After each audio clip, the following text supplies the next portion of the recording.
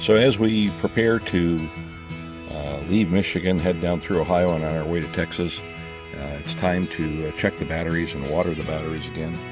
The pros say you're supposed to do it every 30 days. We last did it, as you can see, on June 10th, and today's September 7th.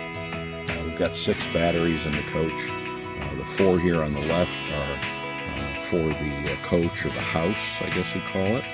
And these 2 on the right are for the engine starting battery. They are hooked in parallel, and the 4 are hooked in parallel, and then these 2 are hooked in parallel.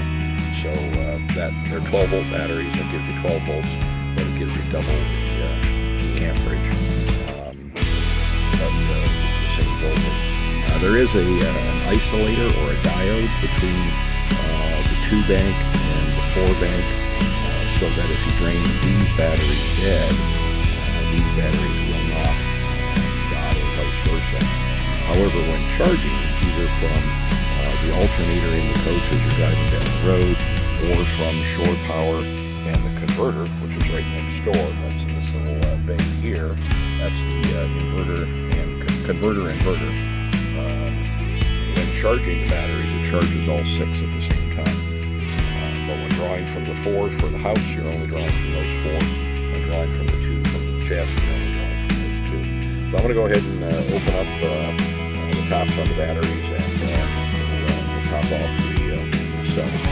Cells with deionized water. Deionized water is down there, and then what I use is I pour it into a little bowl, and I use a large syringe. And I suck up the DI water here with the syringe, and then I can just put it in as I need it into the individual cell. That's what we're going to do right now in preparation for hitting the road. This battery is, well, it's hard to tell in this video. I can see it with the flashlight. I can look down into the cells. Can't really tell in the video. Sometimes I use a mirror and a flashlight. It'd be nice if this battery bay had a drawer like some of the more expensive motorhomes do, where the batteries all slide out, or if the bay was tall enough that I could stick my head and shoulders in there easily.